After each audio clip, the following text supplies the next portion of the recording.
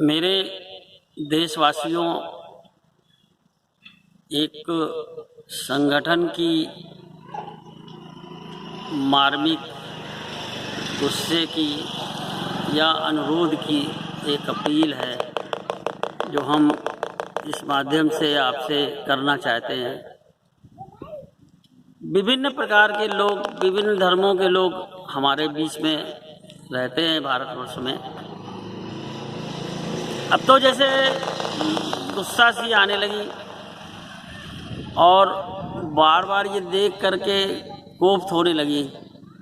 तो इस माध्यम से मैं आपको एक संदेश देना चाहता हूँ, उन लोगों को देना चाहता हूँ जो लोग बार बार डॉक्टरों पे, पुलिस वालों पे या हमारे नगर निगम कर्मचारियों पे बार बार अटैक कर रहे हैं। इतनी गंभीर समस्या है, इतनी गंभीर समय है, लोग उससे जूझ रहे हैं। सारे लोग आपकी मदद के लिए तैयार हैं और आप लोग उनके ऊपर पत्थर बरसा रहे हैं, उन पे लाठी डंडे चला रहे हैं। तो मेरे हाथ जोड़ करके अपने संगठन से ये अपील है आपको, आपसे, आप सभी लोगों से, उन सभी लोगों से जो इन हरकतों में शामिल होकर के ये काम कर रहे हैं, कृपया ना करें और ऐसा कोई काम ना करें जिससे कि इन डॉक्टरों को, इन कर्मचारियों को कोई भी दिक्कत आए जो हमारी सेवा में लगे हुए हैं। दूसरी बात, आज की डेट में हम सिर्फ इतना कहना चाहते हैं कि 3 तारीख को या उसके बाद या उससे पहले या उसके और आगे अगर ये लॉकडाउन खुलता है तो इस लॉकडाउन में खुलने में आपको ऐसा नहीं कि पूरी तरह से छूट दे दी जाएगी। आपको डिस्टेंस तो मेंटेन करके रहनी ही पड़ेगी। आप अपनी डिस्टेंस को मेंटेन करने के लिए एक छड़ी ले सकते हैं 6 फीट की और उसको लेकर चलिए और जब कभी किसी के पास कोई आपके पास आए तो उसको दिखा दीजिए, भैया 6 फीट दूर हमसे रहिए। ये चीज़ का एक संदेश हम बार बार दे रहे हैं कि एक छड़ी या एक हल्का सा डंडा आप यूज़ करिए और उसको अपने साथ ले करके आगे आपको चलना है। अभी भी चल सकते हैं, जो मार्केट जाते हैं, जो लोग सब्जी खरीदने जाते हैं, वो लोग इसका बार बार यूज़ करें। अब कोरोना के बाद जब ये खुलेगा, मार्केट खुलेगा, तो लोगों को अपने व्यवसाय के प्रति या अपने काम के लिए कुछ समस्याओं का सामना करना पड़ेगा। उन समस्याओं को आप लोग लड़ने के लिए अभी से तैयारी उसकी कर लीजिए। जैसे कि पैसे की समस्या, सामान लाने जाने की समस्या, बहुत सारी समस्याएं होंगी। उसके लिए भी आप लोग अपना माइंड मेकअप कर लीजिए कि आपको धीरे धीरे उस चीज़ को पिकअप करके आगे बढ़ना है।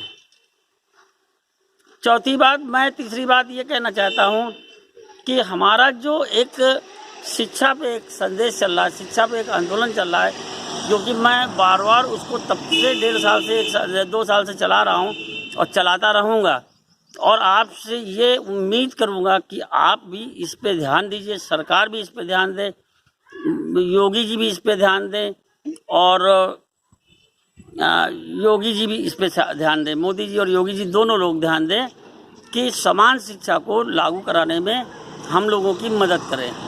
हमारी 3 ही मांगे हैं मेन।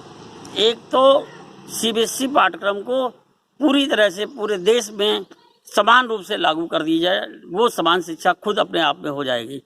दूसरी, आंसर कॉपी बच्चों को तत्काल वापस कर दी जाए और तीसरी, एक एग्जामिनेशन हो पूरे देश में, इस तरह का एग्जामिनेशन हो कि सारे प्रदेश में आईएएस की तरह वो एग्ज़ाम हो जिसमें कि सारे बच्चों का कैलिबर बाहर आ सके, सारे बच्चे अपने एग्ज़ाम को सही रूप से दे करके उसका रिजल्ट बिल्कुल सही ढंग से प्राप्त कर सकें।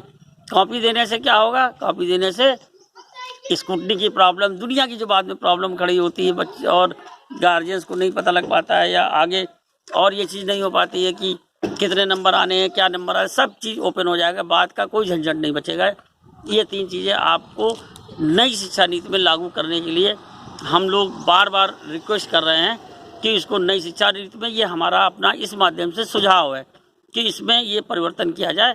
चौथा एक छोटा सा परिवर्तन ये है कि इंटर तक के जो सभी बच्चों को जो अधिकार दिया गया है, उस अधिकार में क्लास 6 एज से लेकर के 16 साल तक के बच्चों को शामिल किया गया है।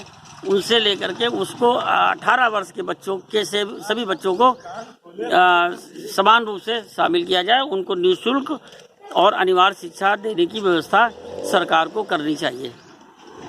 लास्ट में मैं आप सबसे फिर यही अनुरोध करना चाहूँगा कि कृपया हमारे जो कर्मचारी लोग हैं, बिजली विभाग के लोग हैं, हमारे संजय यादव हमारे मित्र हैं, उन्होंने बार बार हमसे रिक्वेस्ट किया था कि भाई हम लोगों की तरफ कोई ध्यान नहीं देता है और हम लोग भी देखिए इतने गर्मी में अपना ऑफिस में बैठ करके अपना भी पूरा काम कर रहे हैं।